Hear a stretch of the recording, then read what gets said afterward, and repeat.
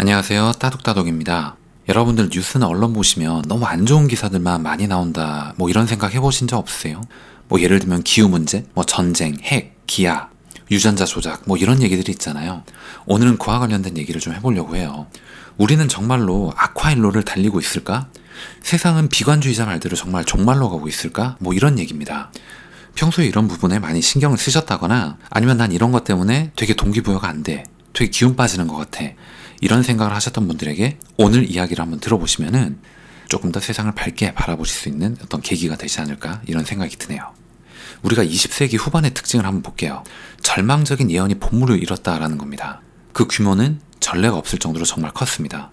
온통 파멸 얘기를 하고 있었죠. 핵전쟁, 오염, 인구 과잉, 기근, 질병, 폭력. 여러분 2000년 넘어갈 때 기억나시나요? 기술의 복수라 그래가지고 컴퓨터가 연도 표시를 할 수 없다라는 겁니다. 그래서 모든 회사의 컴퓨터가 다 멈춰버릴 거라는 거죠. 그때의 공포감은 굉장히 컸거든요. 여러분들 다른 한편에서 바라본다면 비관주의자들이 하는 이런 얘기들은 어찌 보면 시끄러운 소음이 되었다라고 표현할 수도 있을 것 같아요. 왜냐하면 요즘 세대 한번 볼게요. 역사상 그 어느 세대보다도 평화, 자유, 레저, 교육, 여행, 영화, 휴대전화 이런 것들 다 보면은 우리는 너무 풍요로운 세상에 살고 있다라는 거죠. 그럼에도 불구하고 기회가 있을 때마다 이런 어둠을 덥석 받아무는 이유가 뭘까요? 우리가 한번 서점에 가서 책장을 한번 둘러볼게요. 노암 촘스키, 엘 고어, 마이클 무어의 책들, 이런 책들이 공통적으로 얘기하는 거는 세상은 되게 끔찍한 곳이다, 세상은 점점 나빠지고 있다, 우리는 어떤 전환점에 도달했다, 이런 얘기들을 담고 있습니다. 비관주의는 언제나 흥행 실적이 좋아요. 그럴 수밖에 없겠죠. 하지만 사람들이 자신들의 삶에는 이를 적용하지 않으려고 한다는 게 무척 흥미로워요. 모든 사람은 다 불행하고 세계는 안 좋아지고 있지만, 공포에 떨고 있지만, 왠지 모르게 사람들은 자신들이 실제보다 더 오래 살 거고요, 결혼 생활을 더 오래 유지할 거고, 난 여행을 더 많이 할 거고요, 남들보다 더 행복하고 더 돈을 많이 벌 거라, 이렇게 추정하는 경향이 있어요. 미국인들한테 조사를 했더니 결과가 이렇게 나왔습니다. 약 19%가 내 소득이 상위 1%에 들어간다고 믿고 있었습니다. 데인 스탱글러라는 사람은 이에 대해서 이렇게 표현을 하죠. 우리 모두에게 해당되는 부담스럽지 않은 형태의 인지부조화다. 뭔가 되게 씁쓸하죠. 사회 그리고 인류의 미래를 어둡게 전망하는 건 인간의 자연스러운 성향이다 라는 얘기도 있어요. 사람들이 어떻게 보면 일정에게 돈을 잃는 것은 같은 액수의 돈을 따는 것보다 훨씬 더 그 고통이 크다라고 얘기하는 게 있거든요. 그러니까 안 좋은 점, 공포와 두려움 같은 것들을 굉장히 크게 받아들인다는 겁니다. 근데 이것은 인류의 본능에 녹아져 있는 거기도 합니다. 뭐라고 할 수는 없는 거고요. 우리가 선사시대 때부터 이렇게 돌이켜보면 사람들은 늘 언제나 먹을거리를 찾으려고 노력을 했고, 밤이 되면 맹수를 피하기 위해서 죽음과 사투를 벌여야 했기 때문에 늘 이런 두려움과 공포에 대해서 예민한 사람들만이 살아남을 수 있었다는 겁니다. 그러니까 저녁이 됐음에도 맹수를 두려워하지 않고, 배가 고픔에도 불구하고 식량을 걱정하지 않고 그냥 잠을 자던 사람들은 전부 다 멸종되거나 죽었다라는 겁니다. 이번에는 종말론, 중독자들에 대해서 얘기를 좀 나눠볼게요. 인간 본성의 타고난 비관주의를 이용해서 이득을 취하는 사람들이 있기 때문에 이런 현상이 벌어지는 건데요. 우리는 비관주의에 조금이라도 귀를 그럼 기울여야 될까요?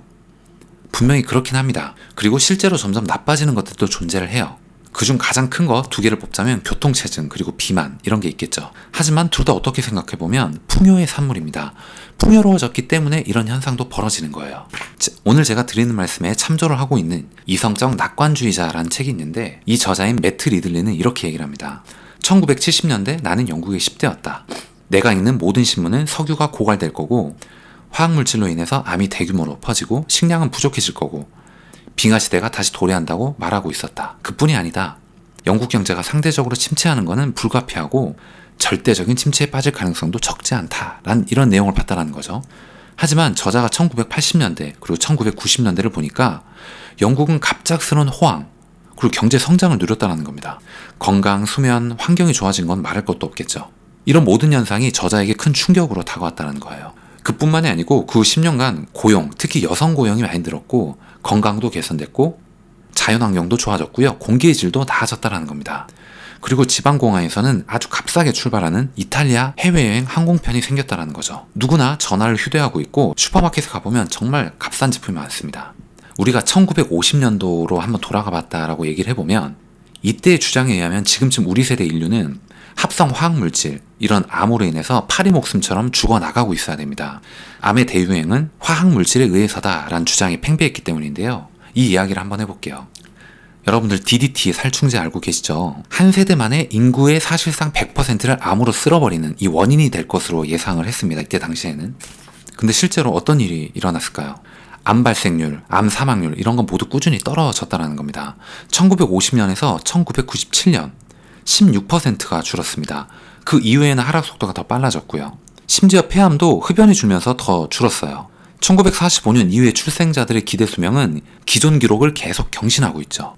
연구자들은 이렇게 얘기를 합니다. 암의 주요 원인은 흡연, 감염, 호르몬 불균형, 균형 잡히지 않은 식사다. 오히려 화학물질 오염 때문에 발생한 암은 전체 암의 2% 미만이다 라고 얘기를 합니다.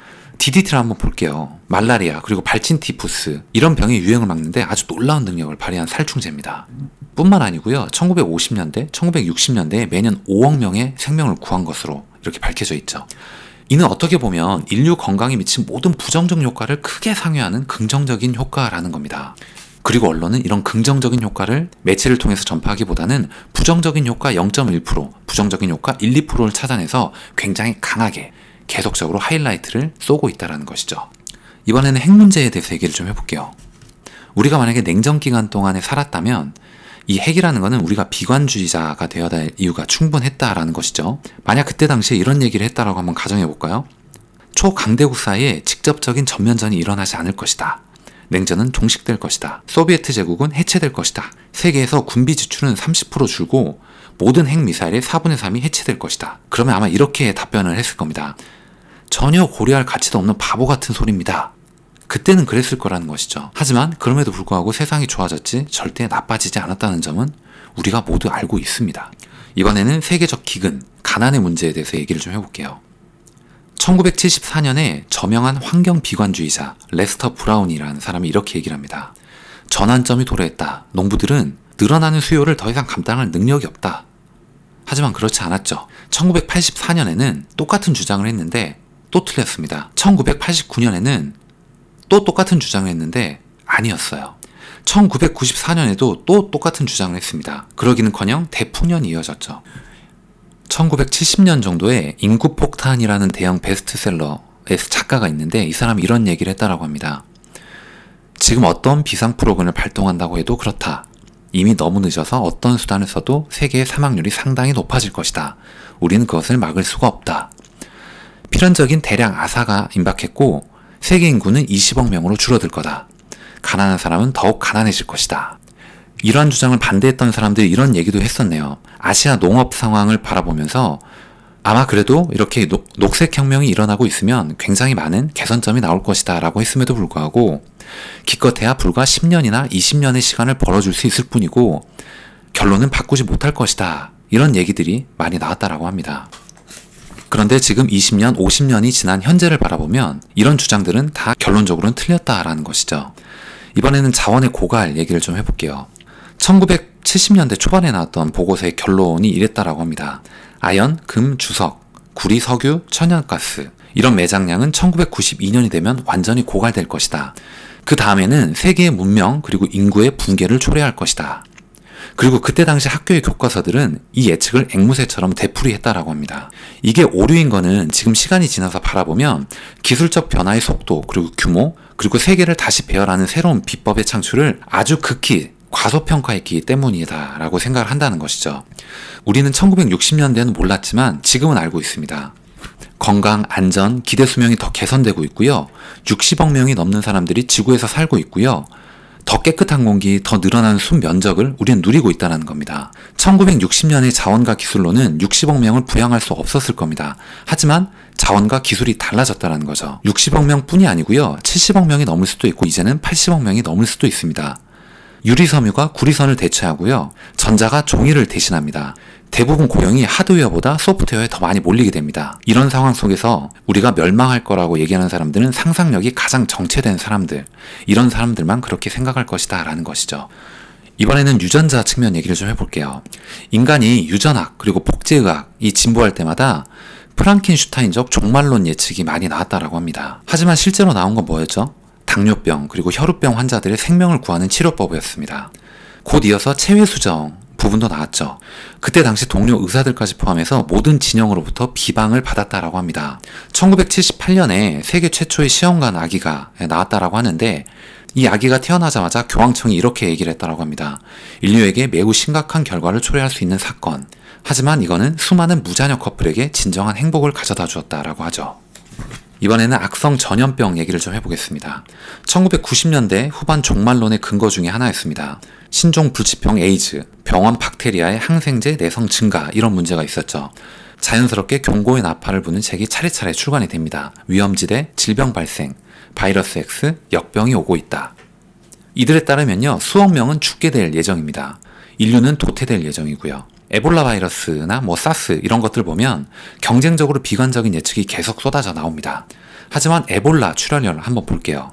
사실 이 병은 매우 국지적입니다. 쉽게 통제할 수도 있고요. 부분적으로 인간이 만든 점이라는 점이 이미 밝혀졌습니다. 이 병을 국제적 유행병으로 만든 거는 좋은 뜻을 가진 수녀들이었다라고 얘기를 해요. 재사용 가능한 주사기로 여러 사람에게 주사하는 이런 행동이 원인이 됐다라고 합니다. 심지어 에이즈도 그렇습니다. 세계 전체 신규 HIV 감염은 그리고 발병 건수는 10년 가까이 계속 줄어가고 있습니다. 에이즈 사망 환자도 2005년 이후로 계속 감소하고 있고요. 광우병 소동 얘기를 한번 보면 이때 당시에 보면 희생자가 최대 13만 6천 명이 나올 것이다 라고 경고를 했는데 2010년 누적 사망자 수를 보면 고작 166명입니다. 2008년 사망자는 단 1명이고요. 2009년에는 단 2명입니다. 2005년에 유엔이 조류독감으로 한참 유행일 때 이런 얘기를 했다라고 합니다. 500만에서 1억 5천만 명이 사망할 것이다. 하지만 현재 기준으로 보면 이로 인한 사망자는 세계를 통틀어서 300명이 채 안 된다라고 합니다. 2009년 멕시코에서 시작된 H1N1 돼지독감 얘기를 해볼게요. 이걸 봐도 역시 현재 기준으로 보면 1,000명에서 1만 명당 사망자는 1명꼴이다 라고 얘기를 하네요. 그러면 이런 얘기를 하는 사람이 나올 수도 있습니다. 스페인 독감을 얘기를 할 건데 1918년에 약 5천만 명을 죽인 이유는 뭘까? 진화 생물학자인 파울 에발트를 비롯한 학자들은 이렇게 얘기를 합니다. 세계 1차 대전이 좁은 참호전이었다는 그 원인이 있었다라고 하는 것이죠. 이런 상황에서는 병사들은 죽어가면서 바이러스를 계속 옮긴다라는 겁니다. 오늘 이야기를 좀 마무리를 해볼게요. 후테라는 이런 거짓 경보에 속지 말라라는 겁니다. 후테를 얘기하고 비관론을 얘기하는 사람들의 주장에 의하면 이렇습니다. 여러분들의 회사의 매출을 증대시키는 것뿐만이 아니고 축소시키지 못하는 것도 범죄가 됩니다. 여러분들에게 할당된 이 거리보다 더 멀리 여행하는 것뿐만 아니고 그 거리를 해마다 단축시키지 못하는 것도 경범죄가 될 것입니다. 새로운 장치를 발명하는 것뿐만이 아니고 기존의 기술을 포기하지 않는 것도 위법이 될 것입니다. 단위 면적당 생산량을 늘리는 것이 아니라 생산량을 줄이는 데 실패하는 것도 중죄가 될 것입니다. 이런 것들이 모두 성장을 구성하고 있으니까 말입니다. 이와 같은 주장들을 보면 과거 봉건 시대와 끔찍할 정도로 비슷해 보입니다. 명나라 황제, 마오쩌둥의 독재주의. 이 사람들은 상업의 발달을 제한하는 규정들을 만들어낸 사람들이에요. 인가받지 않은 여행은 금지했고요. 혁신은 처벌했고요. 가족 규모는 제한했다라는 것이죠. 오늘 말씀드렸던 얘기들이 여러분들께 조금이라도 도움이 되셨거나 재밌게 들으셨다면 좋아요 그리고 구독 꼭 부탁드리겠습니다. 오늘 얘기를 들어보시고 여러분들의 생각과 의견을 댓글로 남겨주시면 되겠습니다. 다음 시간에 더 좋은 내용, 더 좋은 컨텐츠를 가지고 인사드리도록 하겠습니다. 감사합니다.